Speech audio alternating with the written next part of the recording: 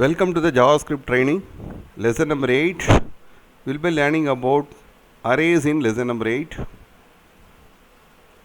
This particular session we'll be learning about how do we declare an array, finding a length of an array, accessing elements from an array, display all the values in an array, push or pop items, sorting an array, is array function, looping through an item. So let us start with the first topic, that is declaring an array.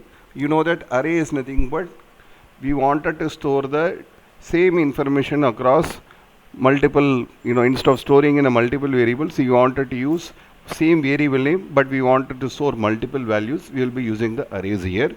So how to declare an array? You have to specify where space array name equivalent to, give the first value, second value and third value. Example, how to declare an array is I am using items here. I wanted to put different items here. So I have created a program. So you can see the code so that you will understand. You can see that I am declaring an array called array items. Inside that I am putting 3 different items here. Right? This is how we will be declaring an array. Okay. After declaring an array, what is the next step we have to do? We have to find the length of an array. If you want to find the length of an array, we have to use the command array name dot length is a property. For example, items is an array name, dot length is a property of finding a length. In this case, you can see here alert array items dot length. So it will print 3. 3 items are there. It will print 3 values here. So let us go on, click on the button here, click on submit. It is printing here 3 because some 3 values are there here. Next, what is that we are going to do is, after finding a length, accessing an element from an array. For example, I need to specify array name and give some index. For example, I wanted to print the second item. I'll put here 2. If I'm putting 3 here, third item, like that. So I need to specify where variable name equivalent to array name of index. For example, array, whenever you are declaring an array, the first item starts with the element called 0. So if you put items of 0, the first element is stored into the variable. So let us go to the code now. You can see here, I wanted to print the array items of 1. So this is the 0th item, this is the first item. So it will print banana. So let us go to the code here. If I am clicking on OK now, it prints here banana. Why it is printing banana? Because that is the first item. Remember, always array values are starting with the index called 0. Okay. Next one, what is that we are going to do? We are going to display all the items of an array. We are using the command alert array name. Let us see in the slide.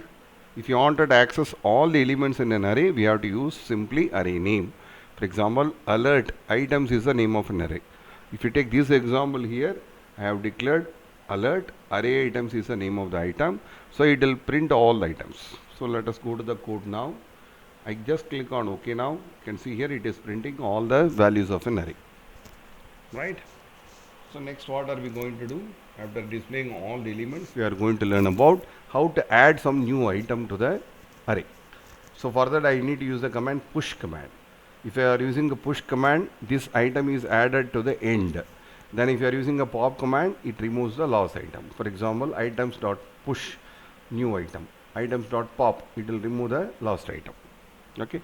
So let us go to the code now. You can see here I am adding 2 new items here, tomato and jackfruit. It's already having apple, banana, cat and all. Plus I am adding some new item here. Now I wanted to print the length now. Previously the size was 3. Now after adding these 2 items, it will become 5. So let us go and check now. I just click on OK now. It becomes 5.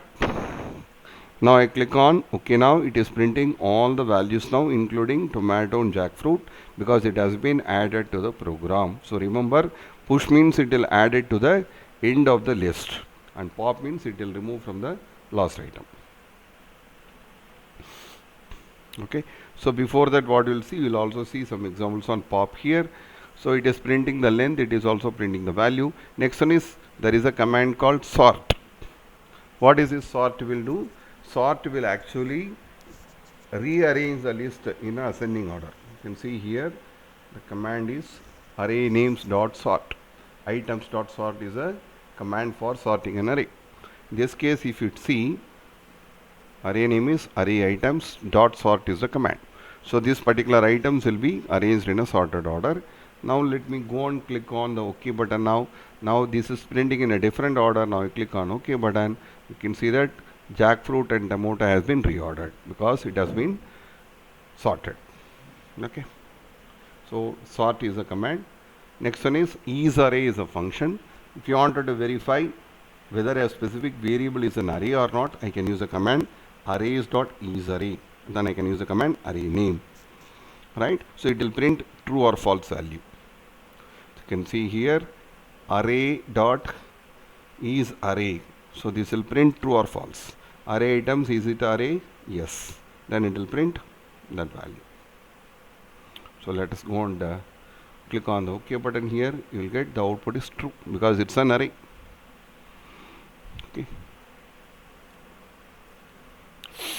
Next one is pop command. As already mentioned, pop command is used for removing a lost item. So now the last item is tomato. So that would be removed and it will print the new list now. So I can go back to the code, click on OK now. After removing, it is removing the tomato. It is just printing apple, banana, cat and jackfruit. Okay. So use the pop command to remove a lost item. Okay. So this is the first example of how do we use array. Next one is looping through an array. For each method calls a function once for each array element. So you can use the command array name dot for each of my function. So let us go to the code here. You can see here I have created a function called for each. Inside that I am declaring a text variable. There are some 5 numbers are given here. I can use the command numbers dot for each of my function. What is this numbers? Numbers is an array name. Dot for each of function name, and my function is the function name. Okay. So what it will do? It will print the value of this value array values of arrays in the particular function. So let us go and click on this code here, right? Click on for each and see that it is printing the value of an array.